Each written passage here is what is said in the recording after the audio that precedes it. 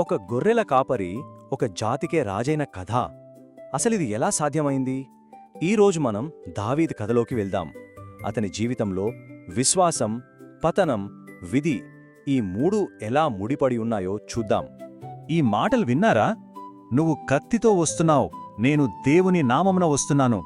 అసలీ మాటల్లోనే మొత్తం కథ ఉంది. ఒకవైపు ప్రపంచ బలం, మరోవైపు అచంచలమైన విశ్వాసం. ఈ సంఘర్షణే దావీదు జీవిత కథకు పునాది. సరే, అసలు కథ ఎక్కడ మొదలైందో చూద్దాం. అప్పటి ఇజ్రాయెల్ రాజైన సౌలు పాలనలో ఉంది, కాని రాజ్యం అంత బలంగా లేదు. సరిగ్గా అప్పుడే మన కథలోకి వస్తాడు దావీదు. పెద్దగా ఎవరికీ తెలియని, ఎవరూ పట్టించుకోని ఒక మామూలు గొర్రెల కాపరి. ప్రవక్త సమూయేలు యెష్షై ఇంటికి వచ్చాడు రాజును ఎన్నుకోవడానికి. యెష్షై కొడుకులు ఒక్కొక్కరిగా ముందుకొచ్చారు. అందరూ ఆజానుబాహులు, యోధుల్లా ఉన్నారు. కాని దేవుడి చూపు వాళ్లమీద లేదు. ఆయన చూపు పడింది బయట గొర్రెలు కాసుకుంటున్న ఆ చిన్న కుర్రాడి మీద. దావీదు, అవును, అతన్నే ఎంచుకున్నాడు. ఆ ఒక్క క్షణం, ఆ అభిషేకంతో ఆ గొర్రెల కాపరి జీవితం మొత్తం మారిపోయింది. కాని రాజుగా అభిషేకం అయితే జరిగింది. సింహాసనం అంత సులభంగా దొరకదు కదా. విధి అతన్ని గొర్రెల మంద దగ్గరుంచి నేరుగా యుద్ధభూమికి లాక్కొచ్చింది. అక్కడ ఇశ్రాయేలు భవిష్యత్తు ఒకే ఒక్క పోరాటం మీద ఆధారపడి ఉంది. ఆ పోరాటానికి కారణం గొల్యాతు, ఫిలిష్టీయుల యోధుడు. 9 అడుగుల ఎత్తు. ఊహించుకోండి, ఒక రాక్షసుడు. అతని అరుపులకి, అతని రూపాన్ని చూసి ఇశ్రాయేలు సైన్యం మొత్తం గజగజ వణికిపోతోంది. ఎవ్వరికీ ముందుకు వెళ్లే ధైర్యం లేదు. ఇప్పుడు చూడండి, ఒకవైపు 9 అడుగుల గొలియాతు, కత్తి, ఢాలు, పూర్తి కవచంతో. తన బలం మీద తనకు అపారమైన నమ్మకం.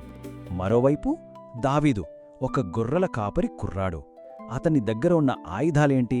ఒక వడిసల, 5 నున్నటి రాళ్ళు. అంతే. చూడ్డానికి ఇది పోరాటంలాగే లేదు. అసాధ్యమనిపించిందందరికీ. కాని దావీదు భయపడలేదు. ఎందుకంటే అతని కవచం విశ్వాసం. ఒడిసెల తిప్పాడు. ఒక్క రాయి గురి చూసి విసిరాడు. ఆ చిన్న రాయి గాలిలో దూసుకెళ్లి నేరుగా ఆ రాక్షసుడి నుదుటిని తాకింది.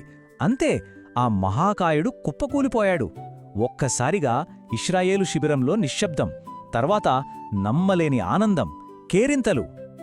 ఈ ఒక్క విజయంతో దావీదు పేరు దేశమంతా మారుమోగిపోయింది. కాని కీర్తితో పాటే శత్రుత్వం కూడా వస్తుంది కదా. ఈ విజయం రాజైన సౌలు గుండెల్లో అసూయ అనే మంటను రాజేసింది. ఇక అప్పట్నుంచి దావీదు జీవితం ఒక వేటలా మారిపోయింది. ప్రాణాలు కాపాడుకోవడానికి పారిపోవాల్సి వచ్చింది. గొల్యాతుని ఓడించడంతో జాతీయ హీరో అయ్యాడు.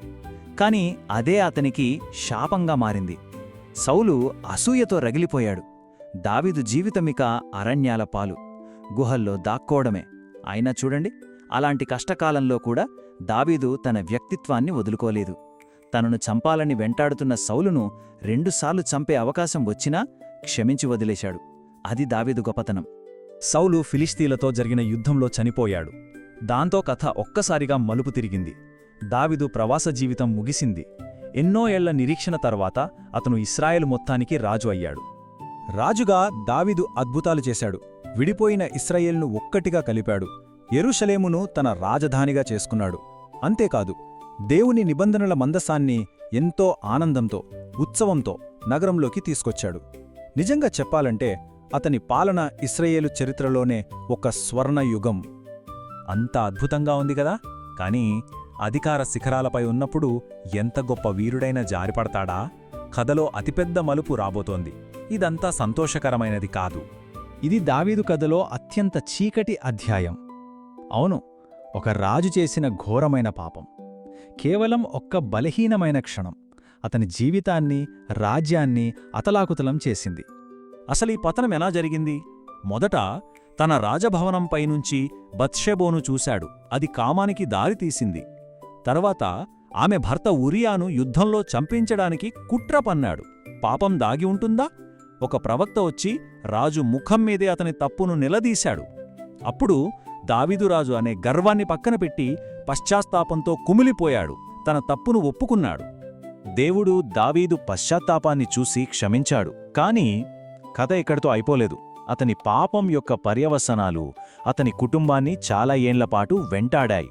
అంటే క్షమాపణ దొరికినా మనం చేసిన పనుల ఫలితాలను అనుభవించాల్సొస్తుంది. ఇది దావీదు కథ మనకు చెప్పే ఒక కఠినమైన నిజం. ఇన్ని గెలుపు ఓటముల తర్వాత దావీదు జీవితం చివరి దశకు చేరుకుంది. ఈ సమయంలో అతను తన వారసత్వాన్ని, రాజ్యం యొక్క భవిష్యత్తును ఎలా కాపాడాడో చూద్దాం. దాదాపు 40 ఏళ్ల పాలన. ఈ 40 ఏళ్లలో దావీదు ఇశ్రాయేలు రూపురేఖలనే మార్చేశాడు. ఒక గొర్రెల కాపరిగా మొదలైన ప్రయాణం ఒక జాతిని ఏకం చేసిన రాజుగా ముగిసింది. తన తరువాత తన కుమారుడు సొలొమోనుకు రాజ్యాన్ని అప్పగించి భవిష్యత్తులో నిర్మించబోయే ఆలయానికి కావలసినవన్నీ సిద్ధం చేసి తన వారసత్వాన్ని భద్రపరిచాడు. చివరిగా ఒక ప్రశ్న: ఒక మనిషి వారసత్వాన్ని అంటే లెగసీని ఏది నిర్ణయిస్తుంది? వాళ్ళు సాధించిన గొప్ప విజయాలా, లేక వాళ్ళు చేసిన ఘోరమైన తప్పుల తర్వాత పడిన పశ్చాత్తాపమా? బహుశా దావీదు కథ మనకు చెప్పేది ఇదేనేమో. మనల్ని మన గెలుపులు ఎంతగా నిలబడతాయో మన పతనం తర్వాత మనం చూపించే పశ్చాత్తాపం కూడా అంతే ముఖ్యమని.